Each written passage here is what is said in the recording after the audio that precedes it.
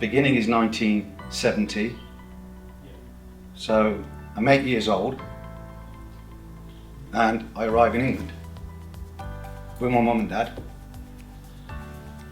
Getting a bit emotional, but we arrived here and my dad was already here. We'd got nothing to our name, but the dream of an immigrant is to actually make it in life, and that dream is still within me now.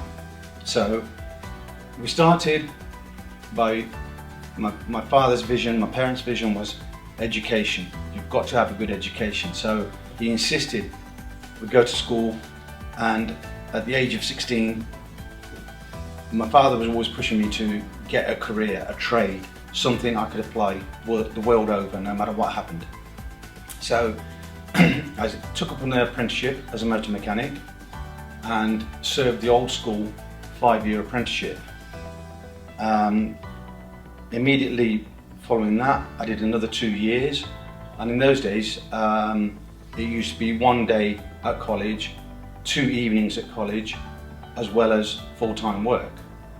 Having achieved that, my vision started to grow, and I thought, I can do better than this.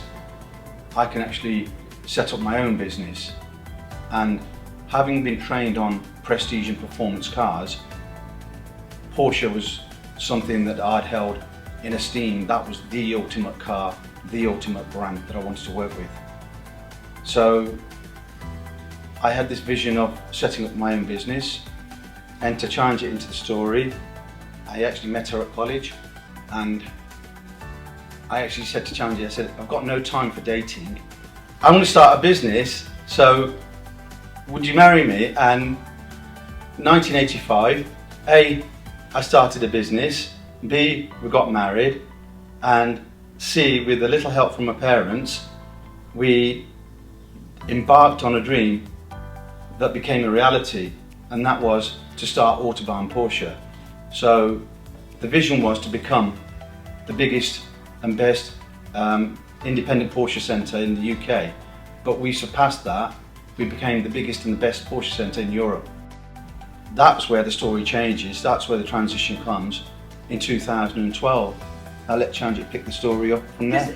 Because really at that stage there was no real reason for us to change. The business was profitable, we hadn't achieved everything we'd like to, but certainly we were comfortable in terms of the way the business operated. And the real change was based around family, around our 12-year-old daughter then wanting to study sustainability. And I think the impact that she had on both of our visions at the time was incredible.